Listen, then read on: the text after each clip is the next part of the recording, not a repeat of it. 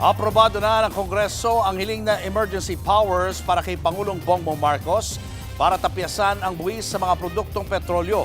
Pero ayon mismo kay BBBM, hindi pa masabi kung kailan niya ito gagamitin. Nasa frontline na balitang yan si Maricel Halili. Lusot na sa Senado at Kamara ang hiling ni Pangulong Bongbong Marcos na bigyan siya ng emergency powers. Sa gitna ng pagsipa ng presyo ng langis, bunsod ng sigalot sa Middle East.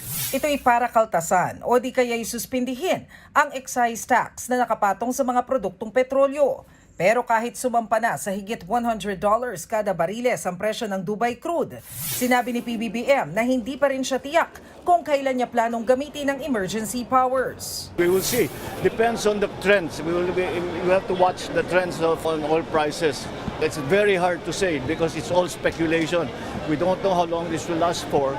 Ang siniguro ng gobyerno, hindi maaantala ang pag-export ng China ng fertilizer sa Pilipinas. Bukod kasi sa petrolyo, kasama ito sa posibleng makaapekto sa presyo ng bigas.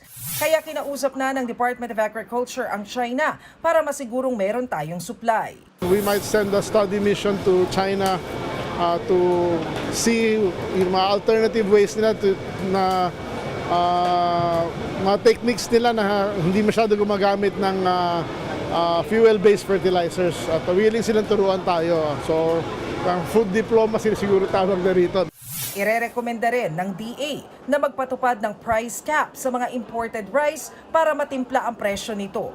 Pero hindi maikakaila na mga ordinaryong mamimili at tindero ang apektado sa mayat-mayang paggalaw sa presyo.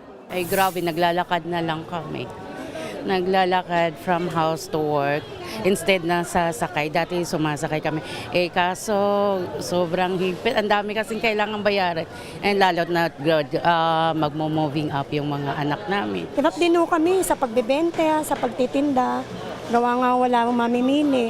Siyempre, hindi naman ho lahat ng tao may pera, di ba? Siyempre, yung iba ho nagtitipid. Tumumal din kami. Kasi kawawa talaga dyan yung mamimili. Pamimili ang ano dyan, yung mahirapan. Kasama ang DA at DTI, personal na inikot ni PBBM ang Agora Market sa San Juan para silipin ang presyo ng mga pagkain dito.